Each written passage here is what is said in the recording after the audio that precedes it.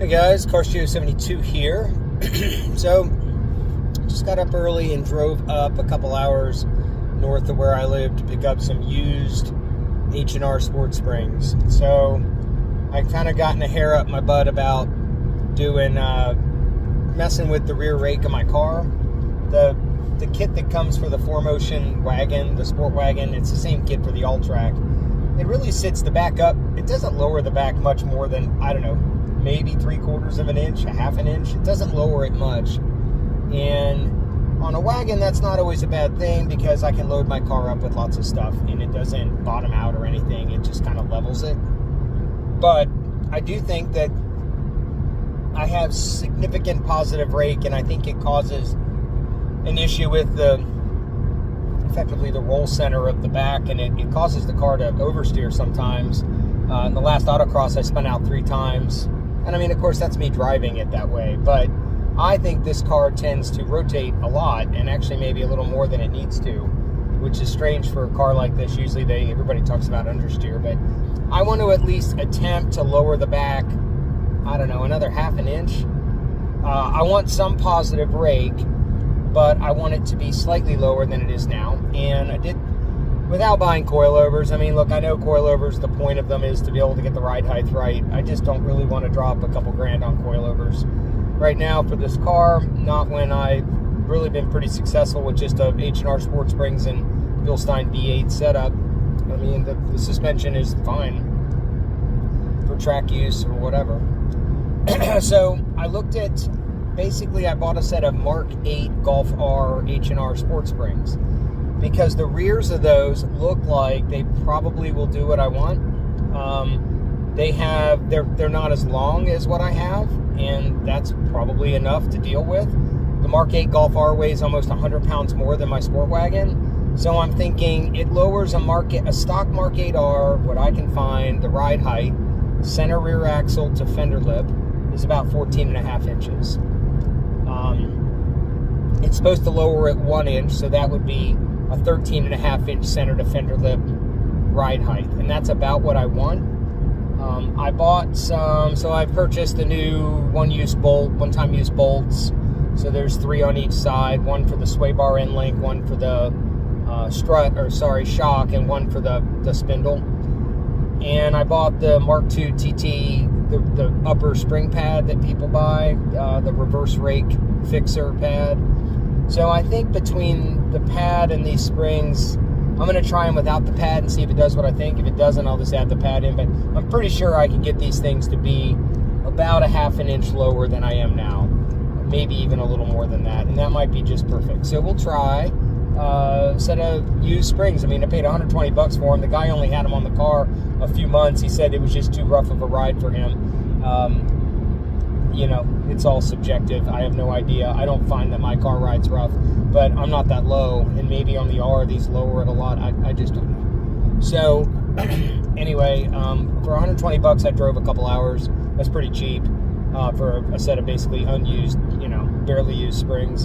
And the worst case is they suck, and I just sell them for 120 bucks. So pretty low risk here to try this before throwing in the towel and just getting some coilovers. Anyway, that's the start of the video, just kind of telling you what I did on my trip back. I think my son and I will drop these in tonight or this week at some point, and I'll take some video and photos of those, and we can talk about the differences. Bye. Okay, so Operation MK8 Golf R rear springs to reduce the positive rake is in full effect. So I just got one side done. So it's interesting, first off, I mean, you can see how much longer the 54789, the 4Motion wagon spring is. The gauge is actually a 0.5 millimeter thicker. These are about 13. These are like 12.5. But you can also see this one is larger. And all of this plays into spring rate. And then we have 4 dead coils versus 5. 1, 2, 3, 5, 4. Anyway.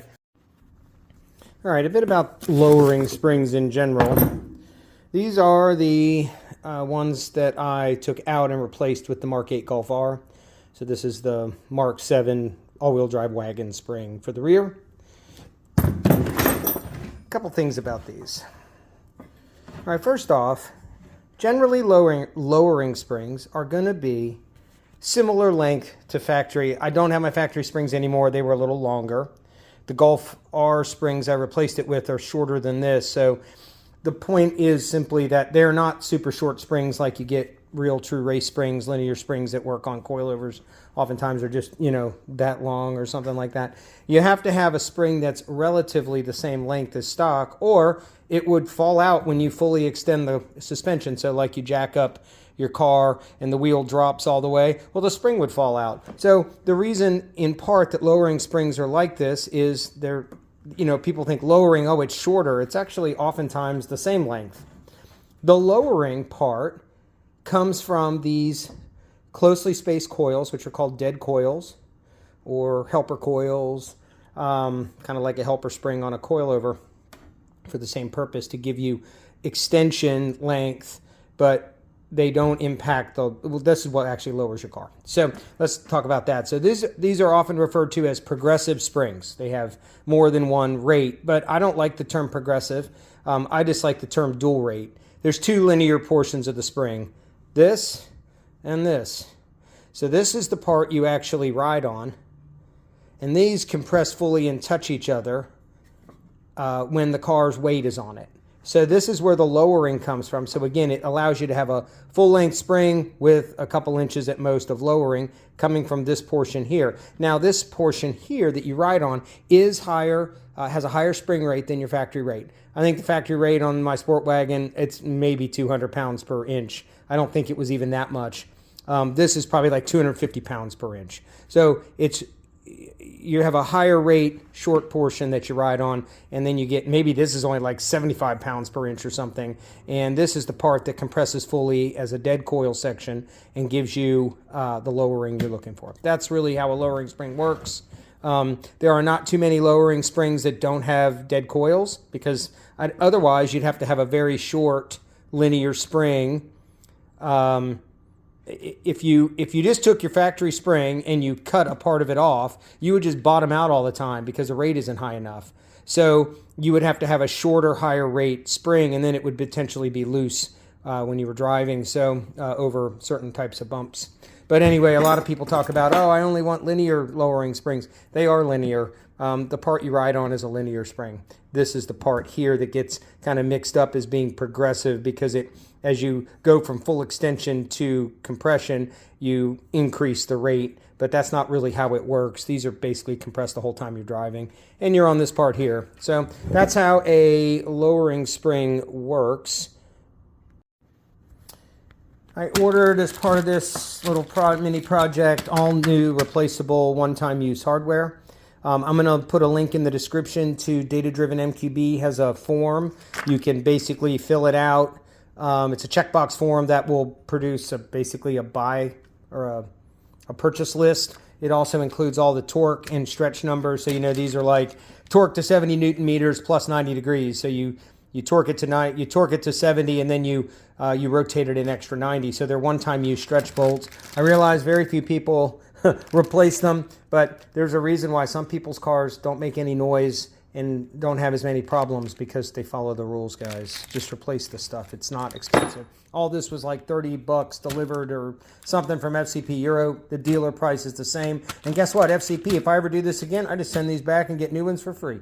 So new hardware, you have your outermost is the spindle, then you go to the shock, and they of course have nuts that go with them, and then these are the sway bar. They're skinnier sway bar end length bolts and nuts. So replace all those now that I'm happy with the lowering and driven it a few days.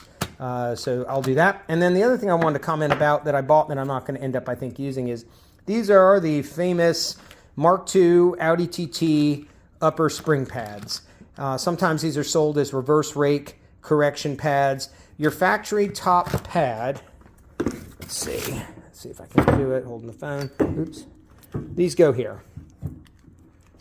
Just push it. So that's what actually sits up against the body there for the spring to sit on, so you're not banging around metal on metal.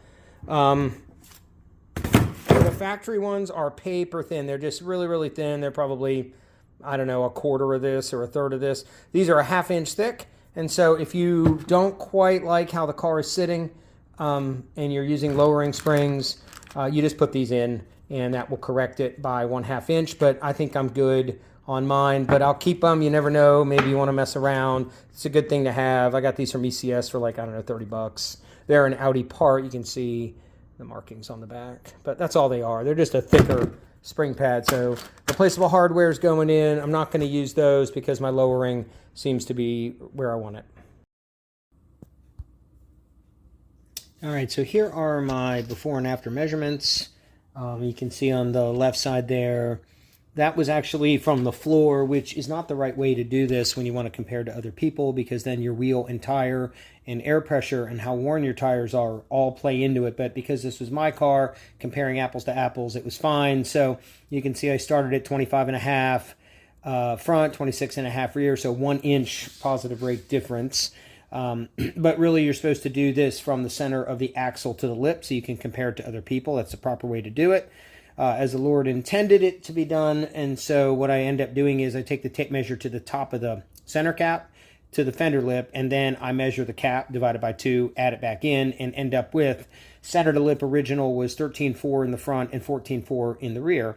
And then you can see what I ended up with in the rear after the springs was 13.65. So 13.4 front, 13.65 rear, so a 1/4 inch positive rake. Perfect. I dropped the rear, as you can see, 0.75 inches from where it was. Now, the original Golf Sportwagen center to lip measurements are 15 inches. So, I mean, basically the thing only dropped it not even just over a 1/2 inch from the original measurements, which is wildly off from what H&R says. I think they say it's well over an inch drop. So I'm not sure what they were measuring, but the front's pretty close to what they say, but not the rear. So that's all the measurements for you.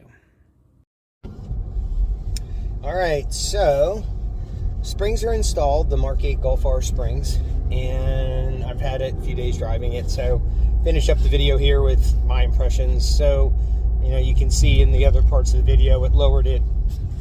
You know, I'm basically 13.5 inches center axle to fender lip ride height, with a 1/4 inch more in the back. So it dropped it about 3/4 of an inch over what I had, the Sportwagen, all-wheel drive wagon, Mark 7 springs. So I think from that perspective, that's what I was looking to do, is lower the back a little bit more.